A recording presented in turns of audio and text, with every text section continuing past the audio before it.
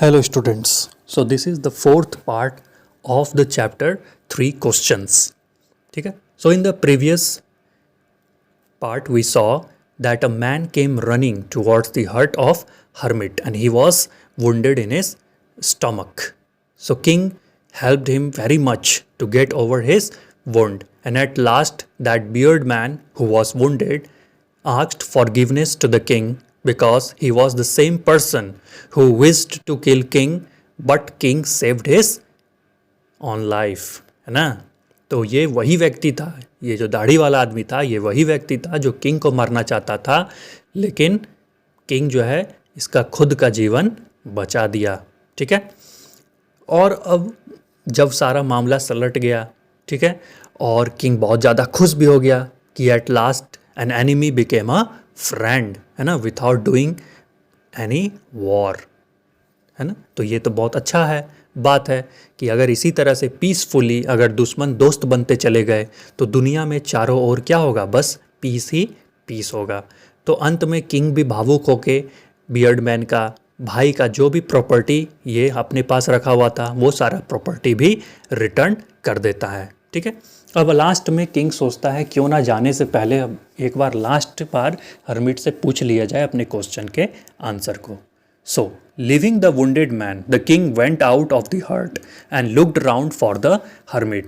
तो wounded man को छोड़ के वो हट के बाहर आता है और hermit को खोजना शुरू करता है, मतलब इधर उधर देखता है hermit कहाँ है.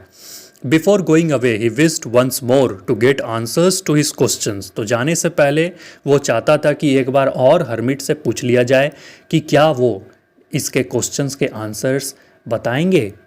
The hermit was on his knees showing seeds in the beds that had been dug the day before.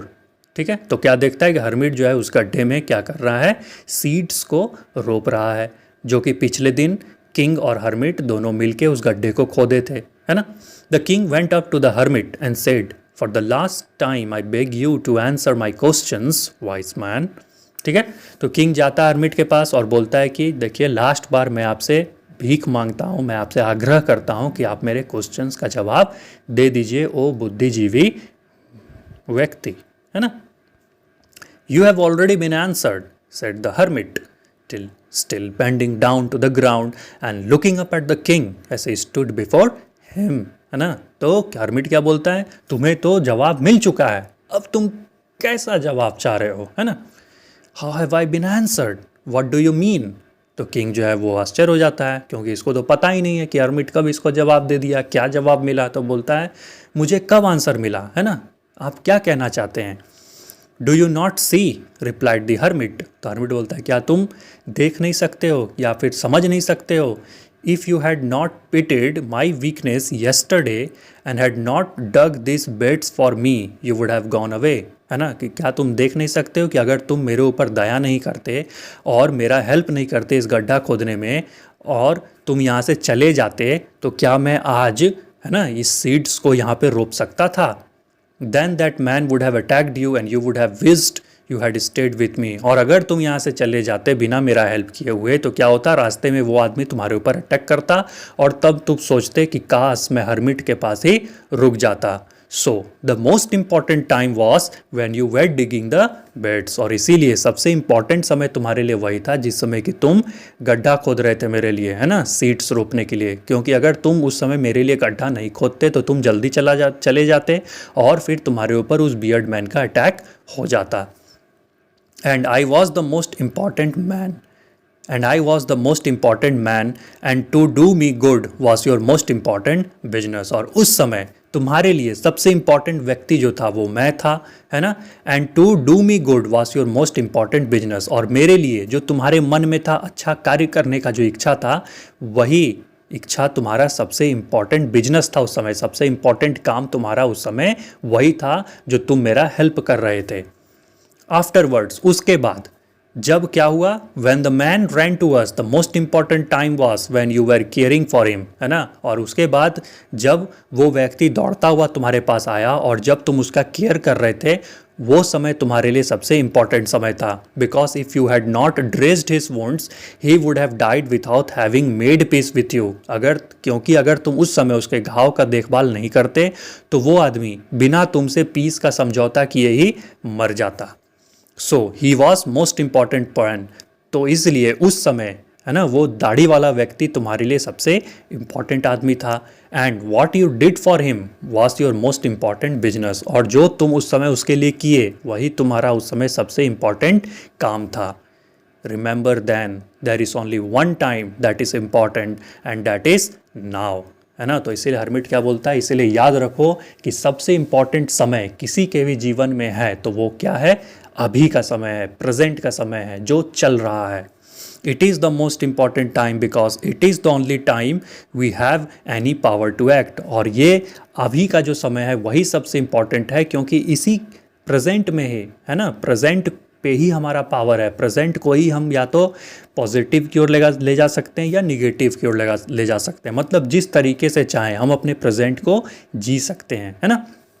We can not move back to past और we can not move forward in future. तो ना तो हम पीछे अपने past में जा सकते हैं कोई भी गलतियों को सुधारने के लिए, और ना ही फ्यूचर में जा सकते हैं ये देखने के लिए कि आगे क्या होने वाला है। तो क्योंकि हमारा जो वश है, ठीक है, वो किसके ऊपर है, प्रेजेंट के ऊपर है। तो इसीलिए बच्चों हमेशा याद रखना, कुछ भी काम जो मिले, कोई भी वर्क मिले, है ना, हमेशा याद रखना है कि उसको प्रेजेंट में ही करना है। ना तो पास्ट को लेके ज़्यादा चिंता करना है और ना ही फ्यूचर को लेके ज़्यादा प्लानिंग करना है। अगर मेरा प्रेजेंट अगर आज का प्रेजेंट मेरा अच्छा रहेगा तो फ्यूचर जो है वो अच्छा बनेगा ही, है ना।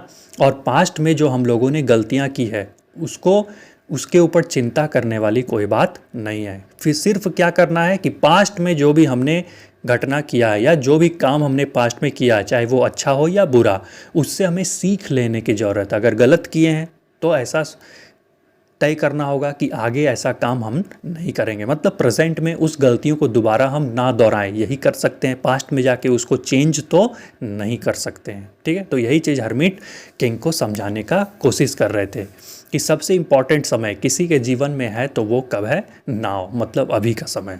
फिर आगे क्या बोलते हैं, The most necessary person is the person you are with at a particular moment, for no one knows what will happen in the future and whether we will meet anyone else, है ना। फिर आगे क्या बोलते हैं कि सबसे important person किसी के भी जीवन में, है ना, वही व्यक्ति है जो पार्टिकुलर मोमेंट में तुम्हारे साथ है। मतलब अभी जो व्यक्ति तुम्हारे साथ है वही व्यक्ति तुम्हारे लिए सबसे ज़्यादा इम्पॉर्टेंट है, क्योंकि आगे चल के उस व्यक्ति के साथ या तुम्हारे साथ क्या होने वाला है कोई नहीं जानता है ना। कहा जाता है कि हर एक व्यक्ति के साथ, हर एक जो भी आदमी मिले हर के साथ अच्छा व्यवहार रखना चाहिए, अच्छे से पेश आना चाहिए, किसी के साथ दुर्व्यवहार नहीं करना चाहिए, क्योंकि हम नहीं जानते हैं कि जो व्यक्ति आज हमारे साथ अभी है वो कल हमारे साथ रहेगा या नहीं, या 5 मिनट के बाद भी हमारे साथ रहेगा कि नहीं वो भी हमें नहीं पता है ना। We do not know any thing about our future, ठीक है। We only know about our future. So when ever you meet any person, behave with him with good behaviour, show your good character with him, है ना। Always treat him as your best friend, because we do not know what will happen with him और your self in future. आगे फिर king क्या बोलते हैं, the most important business is to do that person good because we were sent in to this world for that purpose alone. फिर क्या बोलते हैं, सबसे इंपॉर्टेंट काम तुम्हारे लिए वही है कि तुम उस व्यक्ति का भला करो, उस व्यक्ति का तुम हेल्प करो, कुछ ऐसा करो जिससे कि उस व्यक्ति को तुम्हारे प्रति क्या हो जाए, लगाव हो जाए, वो तुम्हारे लिए अच्छा सोचे, उसके अंदर कोई निराशा ना रहे, क्योंकि इसीलिए हमें इस धरती पे भेजा गया है। मतलब किस लिए भेजा गया है, so that we can help other, है ना, so that we can help people around us. Selfish बन के कोई फ़ायदा नहीं है, सेल्फलेस होना चाहिए, है ना, ठीक है। और इस स्टोरी के जरिए हमें राइटर जो है, कौन है राइटर, लियो टॉल्स्टॉय, तो ये हमें यही बताना चाह रहे हैं कि जीवन में ना तो हमें ज़्यादा चिंता करना चाहिए पास्ट को लेके और ना ही फ्यूचर को लेके, क्योंकि जो पास्ट बीत गया उसके ऊपर हमारा अब कोई बस नहीं है, और जो फ्यूचर आने वाला है उसके ऊपर भी हमारा कोई बस नहीं है। किसके ऊपर हमारा वश है? तो सिर्फ प्रेजेंट के ऊपर है ना। पास्ट में जाके पास्ट को बदल नहीं सकते हैं, लेकिन अगर प्रेजेंट मेरा अच्छा रहा तो फ्यूचर भी अच्छा रहेगा, है ना। चलो, दूसरा क्या है कि जो भी व्यक्ति हमारे आसपास हो सबका सम्मान करना चाहिए, सबका केयर करना चाहिए, सबका आदर करना चाहिए, ठीक है। We should not treat any one badly. Badly तो किसी के साथ ट्रीट करना ही नहीं चाहिए। क्यों करेंगे भाई? कल वो रहेगा नहीं रहेगा हमें कुछ नहीं पता, ठीक है। और आगे क्या बोलते हैं कि हमारा ये सबसे इम्पॉर्टेंट काम वही है जो हम अपने पास खड़े आदमी के साथ हम जिस तरीके का व्यवहार कर रहे हैं वही हमारा सबसे इम्पॉर्टेंट काम है। मतलब अच्छा कर रहे हैं, हमेशा अच्छे के बारे में ही सोचें। 4 दिन की ज़िंदगी होती है, कब कौन गुजर जाए कब कौन चला जाए किसी को कोई खबर नहीं पड़ता है ना। So that's why we should never think और we should never take tension about anything.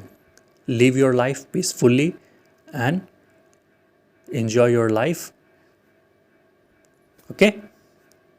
So, with this, we came to the last of this chapter, the 3 questions. Write in the comment box what did you get from this chapter. Any doubts in the comment box. Okay? So we'll meet in the next video with a new chapter. तब तक के लिए have a good day.